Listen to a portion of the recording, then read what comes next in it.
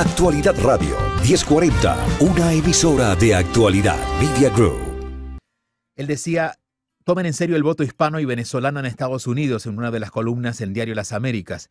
Por eso esta noche queremos ver su opinión sobre lo que está pasando, ha pasado el lunes, lo que va a pasar en los próximos días con New Hampshire y también con la importancia del voto de los que hablamos español en Estados Unidos, especialmente este año. Manuel, es un gusto saludarte. Gracias por atendernos. ¿Cómo estás? Buenas noches. Pues encantado de estar con la audiencia en esta noche ya de miércoles. Bueno, ¿cómo has visto el triunfo cuán poderoso, diría yo, es el triunfo de Trump el pasado lunes en entendiendo lo que viene, ¿no? Porque bueno, cada estado va a mostrar una nueva cara. New Hampshire parece que puede ser para Trump, pero no tan fuerte. ¿Cómo lo estás viendo tú? Bueno, pues se ha cumplido un poco la expectativa de esa victoria contundente de Trump. Eso es lo que nos decían las encuestas, eso es lo que se respiraba en el ambiente, pero lo ha confirmado. Es un poco, no es muy deseable, sinceramente, que haya tanta diferencia Diferencia. entre ese candidato y el resto de candidatos. Yo creo que los tres que han quedado me parece interesante la apuesta de Trump, que ya la conoce todo el mundo, ya fue presidente 4 años y se conoce bien su pensamiento y sus inicios de outsider de la política y un poco de no político profesional. Pero tanto Ron DeSantis, gobernador de la Florida, como Nikki Haley, es embajador ante Naciones Unidas, me parecen otros dos tipos de republicano, otros dos tipos de conservador que me parecen interesantes para tenerles en cuenta al menos y para ver una disparidad de criterios y de posiciones dentro de ese ámbito republicano barra conservador, pero parece, si todo sigue como está el guión prescrito, que es más o menos lo que sabíamos, que no va a haber mucha pelea y que Trump parece que se va a llevar la nominación con mucha facilidad, ¿no? Nikki Haley está de momento enfrentada con Trump. De hecho, llegó a compararlo con el presidente Biden por decir que tenían la misma edad y que carecían de visión de futuro, que estaban consumidos por el pasado, ¿no? Que tenían investigaciones. DeSantis, bueno, está allí, ¿no? Ni en contra ni a favor. Ya Ramaswamy ha dicho que acompaña a Trump. Se va. ¿Quién crees que de estas cartas que quedan por jugar podría acompañar a Trump en la vicepresidencia o que Trump se iría con otro? Yo creo que se iría con otro, Ujú. porque estratégicamente, o sea, yo creo que DeSantis no se han separado mucho en estos meses, años, y Trump ha hablado bastante mal de DeSantis. DeSantis ha cuidado un poquito más de criticar a Trump, porque claro, criticar a Trump entre las bases republicanas puede tener pues unas consecuencias todavía peores de la poca expectativa de voto que Quitarle tienen. lo poco que le queda, ¿no? Claro, Nikki Haley le pasa un poco lo mismo. Me parece muy interesante lo que puso sobre la mesa Nikki Haley, que rompe un poco el tabú de solo criticar a Biden por la edad, que yo creo que es una crítica legítima, aunque ha habido, en los medios también ha habido un cierto miedo a criticar a Biden porque podía ser una gerontofobia o Ujú. algo, un edadismo, como le llaman ahora, cuando no es así. Yo creo que más que hablar de edad, se habla de capacidades y de visión de futuro, que es un Ujú. poco lo que pone Nikki Haley sobre la mesa y comparando a Biden con Trump. Y de alguna manera es un poco triste que al final solo parezca que haya esas dos opciones dentro del Partido Demócrata y el Partido Republicano, pero respondiendo a tu pregunta, yo creo que no, que yo creo que la Ninguno de vicepresidencia ellos. de Trump no va a ser ninguno de ellos Ujú. y va a ser alguien, por supuesto no va a ser el anterior vicepresidente que tuvo Trump, con el Sí, que tampoco acabó claramente. en buenas condiciones Mike Sí. Pence. Entonces, bueno, yo creo que va a buscar a alguien de su absoluta confianza y de su absoluta, digamos, fidelidad. Lo que pasa es que es muy difícil mantener la relación, como se ha demostrado, es muy difícil mantener la relación con Trump y muchos de los que fueron estrechos colaboradores pues acabaron de aquella manera, ¿no? Entonces, pero yo creo que sí, que buscará a alguien que le sume, ¿no? Ahí podría ser una mujer, podría ser un hispano, podría ser alguien representante de una minoría que le pueda sumar en un momento dado y ayudar en ese golpe definitivo a Biden, que como comentabas en las encuestas que se están viendo, pareciera ser que en este momento, aunque sea ligeramente, Trump está por arriba. Trump está por encima de Biden en intención de voto, ¿no? Eh, ¿Qué piensas, Manuel, tú que conoces también puedes leer el mercado, hay toda una tendencia prácticamente en donde mires el mercado, en el consumo, ¿no? De nuevas generaciones que están marcando nuevas formas.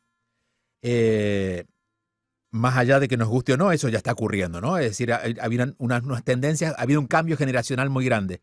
Pero curiosamente tenemos a dos candidatos de 80 años, eh, de alguna manera conservadores dentro de la política, ¿no? De un lado y del otro, pero en la forma de hacer política no son novedosos, teniendo por ejemplo a Nikki Haley o Ramaswamy, que tenía una actitud un poco más millennial y considerando que ahora los millennials son importantes en el voto. ¿Por qué crees que estos dos personajes siguen siendo fuertes?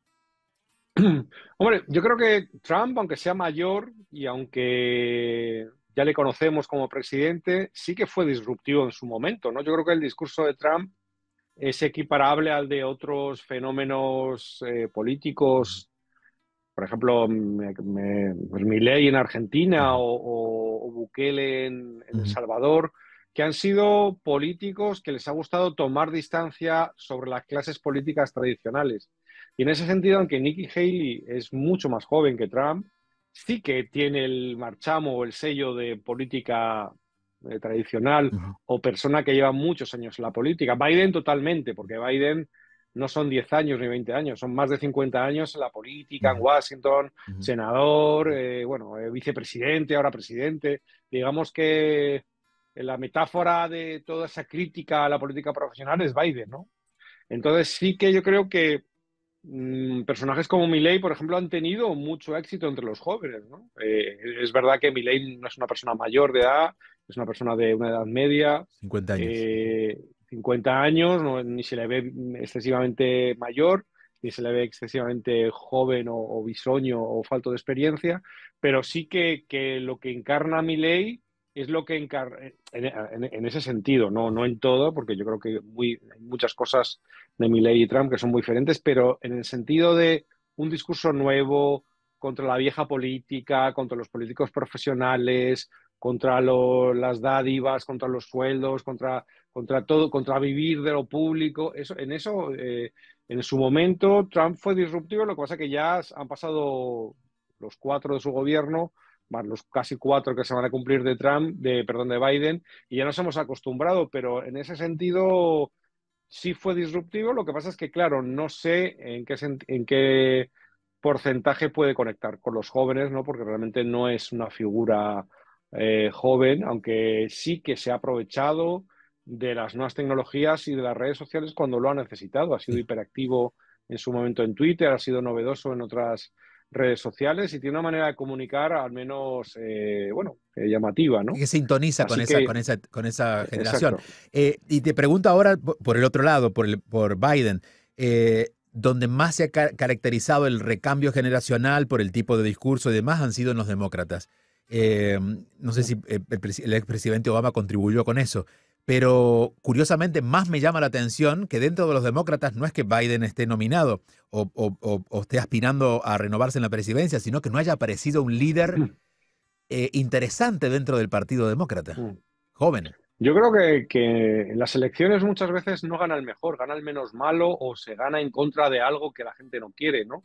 Y yo creo que Biden es un poco eso. Yo creo que la gente no quiso a Trump en la anterior elección y votó lo que había, que era Biden, que era un político amortizado, muy visto, con un papel como vicepresidente absolutamente gris. En la época de Obama vimos mucho a Obama tanto para los que le aman como para los que le odian, pero realmente Biden, como la mayoría de los vicepresidentes, tuvo una vicepresidencia bastante gris, ¿no? Tampoco destacó. Y ahora yo creo que pasa lo mismo. Yo creo que los demócratas tendrían una oportunidad si de repente hubiera un candidato, no digo del nivel de Obama, porque Obama fue todo un acontecimiento. Yo creo que de alguna manera Obama cambió la manera de hacer política en el mundo, ¿no? Ujú. No solo en Estados Unidos. Pero sería excelente buscar un candidato más joven, con otro tipo, otra manera de comunicar. que buceara y se moviera en las redes sociales, También es en este curioso que mundo del Obama no haya streaming, puesto pero el no dedo lo en hay. alguien, ¿no? Que Obama no haya elegido a alguien, porque generalmente estos Sí, fenómenos eligen su continuidad. hay mucho tema conspirativo de Ujú. que Su Obama esposa. es el que está detrás de Biden, que Ah, si sí, Michelle Obama sí, también, sí. pero no sé hasta qué punto esas personas tienen el poder en el Partido Demócrata. Yo, desde luego, que si fuera una persona relevante dentro de la dirección del Partido Demócrata, estaría muy preocupado por las encuestas con las que has abierto la entrevista y de verdad que buscaría una solución porque además, insisto en que el deterioro de Biden es evidente y no creo que sea ni faltar al respeto ni nada por el estilo.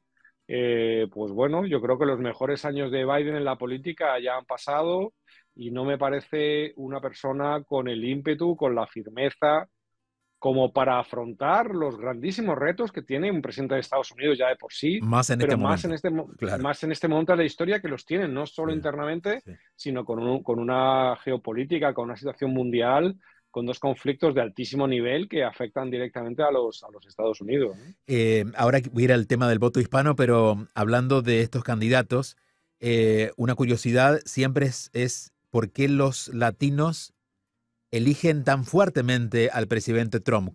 ¿Qué ven en el expresidente, en el candidato, en la figura de Trump? ¿Qué ven para poder tener esta casi devoción que hay, ¿no? Sobre todo aquí en el sur de la Florida.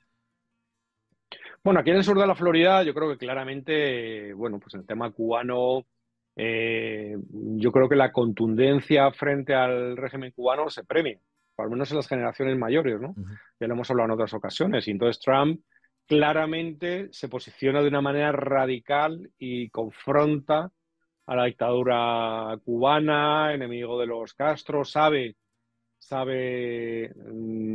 verbalizar esto, sabe irse al Versalles, sabe hacerse esa foto, sabe tomarse ese café cubano Mm. con esa base de votante republicana y con el tema venezolano pasaría un poco igual, ¿no? Sabe enfrentar a Maduro, al chavismo, etcétera. Luego, habría que ver realmente si vemos las soluciones, no solo de Trump, sino de los presidentes republicanos frente a los demócratas en temas como el de Cuba, que llevamos más de 60 años hablando de él, si realmente han sido tan efectivos Sí, frente a exacto. esa debilidad o esa parte más blanda de los demócratas. Pero ese es el estereotipo y yo creo que en el sur de la Florida funciona, ¿no? Partiendo de la base de que es verdad que la comunidad hispana del sur de la Florida en un gran porcentaje ha huido sus países por fracasos de la izquierda y por excesos totalitarios de la izquierda. Entonces, bueno, ese discurso, ese juego de marketing político, pues le funciona muy bien al Partido Republicano, no solo a Trump, sino a cualquier candidato que tome esa bandera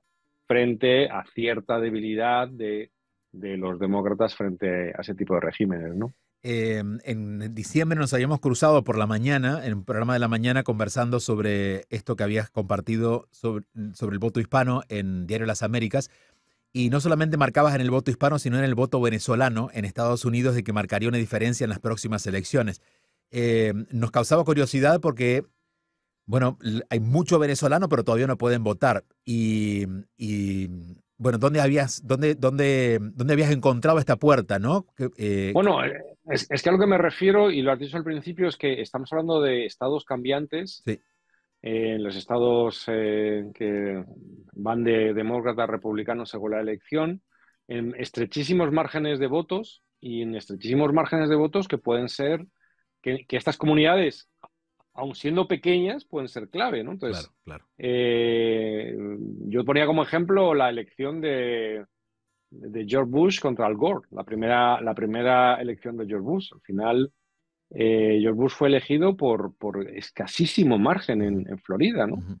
Entonces, en una situación similar, imagínense que empatan y se decide por los votos de la Florida y del sur de la Florida.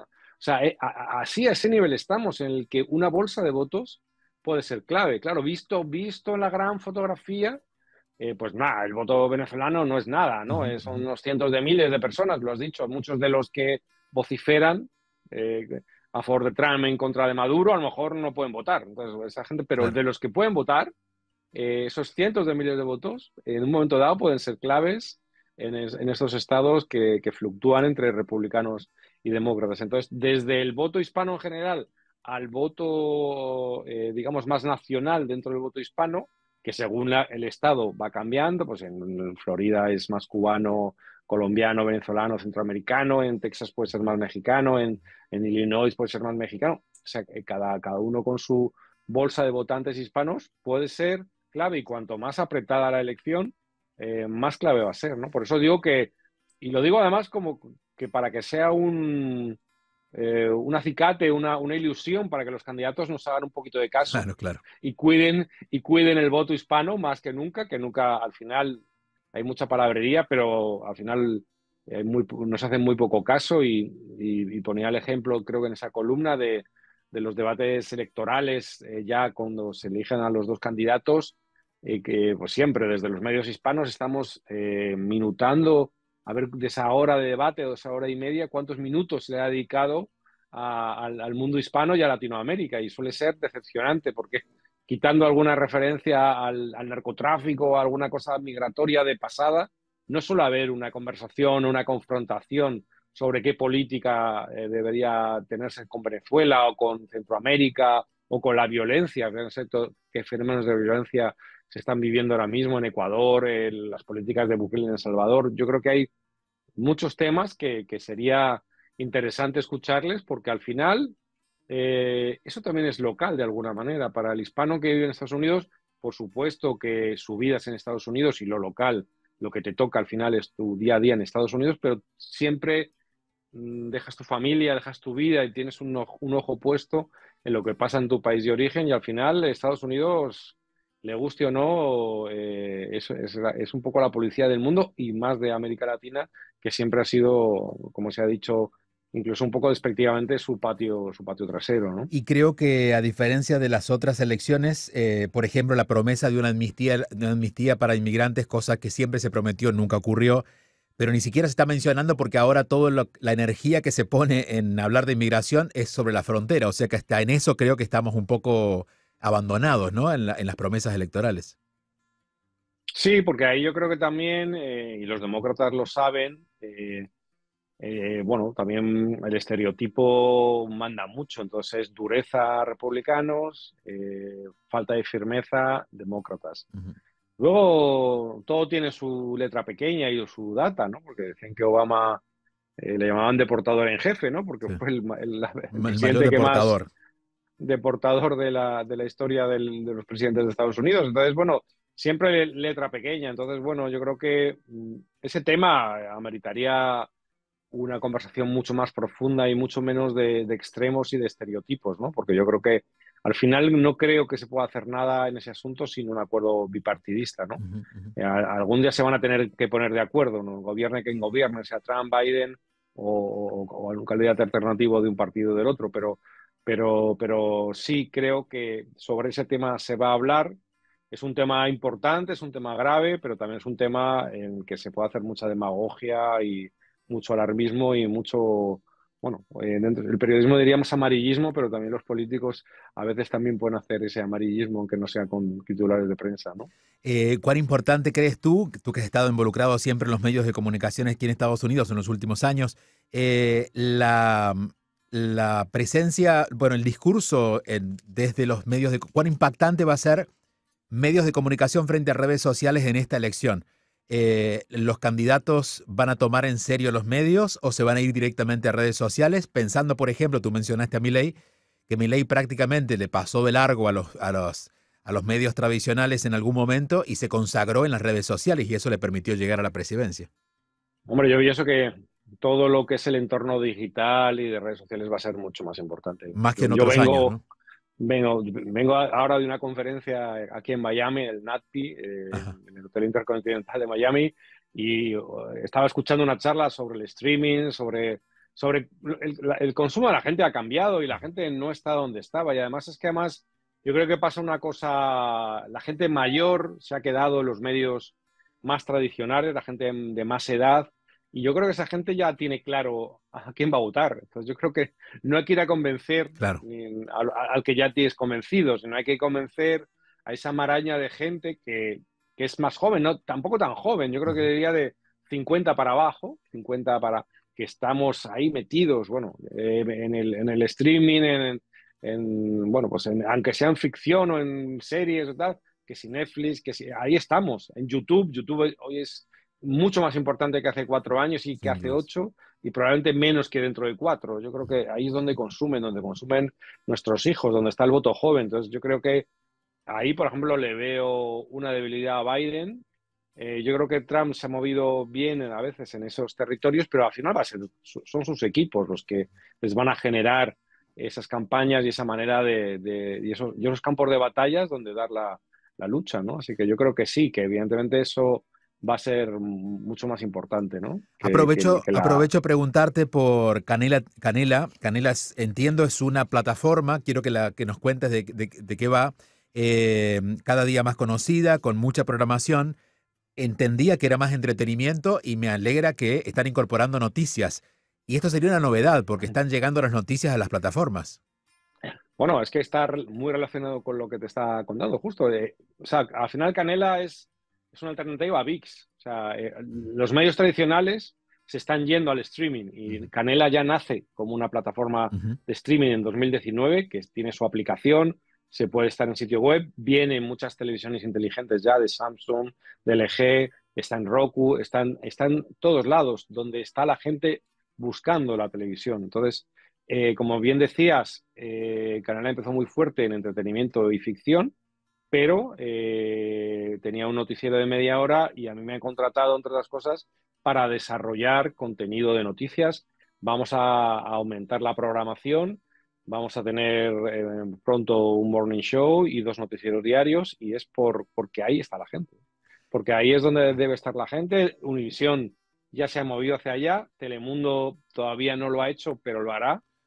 Y bueno, yo creo que hay un corte en la población. La gente mayor está viendo los canales analógicos, DirecTV, los canales que se ven por Comcast, y la gente joven que está en este otro territorio, que es el que está Canela, es donde está buscando a los espectadores jóvenes, y ya que todo el mundo ya se ha acostumbrado a tener sus aplicaciones, a tener sus contenidos y a consumir el contenido donde y cuando quiere y como quiere, en un Ujú, teléfono, en un iPad, en una computadora, ujú, en la televisión grande que ujú. conectas el teléfono con la televisión. Y bueno, en eso estamos en Canela, y en eso está, yo creo que todo el sector, ¿no? Os Ujú. decía, he escuchado una charla con Amazon, con Netflix, con VIX, todos están peleando. Ese es el nuevo campo de batalla, ¿no? Yo creo que los otros territorios se han quedado para la gente ya que tiene otros hábitos y es menos tecnológica, la gente de 70, 80 años, 60 incluso, y ya pues toda la gente de menor edad pues está buscando contenidos en otros lados, ¿no? ¿Canela solo para Estados Unidos? Es para Estados Unidos y Latinoamérica. Hay algunos contenidos que no se pueden ver, Disponibles, ok. pero nuestro foco es US Hispanic. Realmente nuestro foco Ok. primordial ahora sería los hispanos de Estados Unidos, y en noticias principalmente nos interesa mucho, bueno, fundamentalmente los hispanos de Estados Unidos, y más en un año electoral en el que va a haber mucho que contar, ¿no? Claro. Como estamos hablando hoy, ¿no? Manuel, no quiero dejarte ir sin, lo mencionaste y por eso me interesa saber tu mirada, no sobre Milei y su campaña política, sino sobre su gobierno. Lleva un mes, Sí. ha sido en muchas decisiones, en la mayoría, o en todas, muy drástico. Curiosamente, la respuesta de los argentinos está siendo acompañar estas medidas, algo que también es inusual para Latinoamérica, ¿no? Bueno, para en general, para la política. Es decir, te aviso que la cosa no va a ir bien y me acompañas con tu voto. ¿Qué lectura haces tú? Bueno, yo creo que es que Milei es un ejemplo del cambio de la política, de esa adaptación a los nuevos tiempos y la demostración de que la gente está ya en una mentalidad nueva. La gente le ha apoyado porque ha comprado su mensaje, ¿no? Ujú. Yo creo que ese hartazgo de los políticos lo ha compartido mucha gente, y yo creo que la gente está dispuesta a hacer un sacrificio. Yo creo que Argentina es un país que llama la atención por la valía de sus ciudadanos en sentido profesional, cultural, etcétera. Es un país con una valía impresionante y que no se merece los gobiernos que ha tenido ni la situación en la que está. Entonces yo creo que sé que todo el mundo intenta analizar a Milei como derecha, extrema derecha, de izquierda. Yo creo que intentamos analizar a Milei con parámetros ya un poco viejunos, ¿no? Un poco Claro, claro, anticuados, ¿no? claro. Yo creo que Milei es un fenómeno nuevo y por eso debemos juzgarle. Y me parece interesante esa comunión que tiene con sus votantes. Y bueno, yo al menos le otorgo el beneficio de la duda. Ujú. Y por el bien de los argentinos me encantaría que le fuera bien y que al menos Argentina tuviera el papel en la región, en el mundo y en la historia que le corresponde, que yo creo que es un papel grande, porque Argentina, insisto, es un país que siempre he admirado y que tiene muchísimas personas, y no solo en el fútbol, en muchos más ámbitos Claro. muy interesantes, ¿no? ¿Crees que con Bukele, cada uno en lo suyo, ¿no? Cada uno en su estilo, en su forma, pero que Bukele, Noboa, Milei están realmente marcando una nueva tendencia a hacer política en Latinoamérica o serán fenómenos que eventualmente pueden pasar? ¿Cuál es, tú que has conocido un poco más de cerca la Mm, política?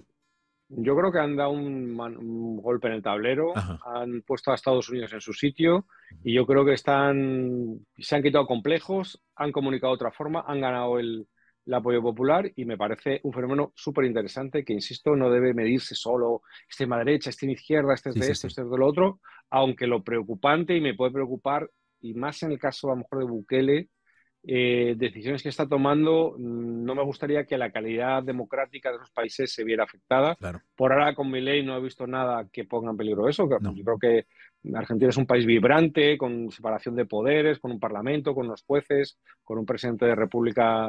Pero en El Salvador ha habido algunos pasos que no me han gustado y Noboa me gusta la contundencia con la que está encarando este problema, que no puede ser de otra manera. Es que no Ujú. puede ser frente a los delincuentes y los narcotraficantes, no puede haber otra opción que enfrentarse claramente. No creo Así que es. haya nada que negociar con esa gente, ¿no? Así es interesante. Esta es una producción de actualidadradio.com.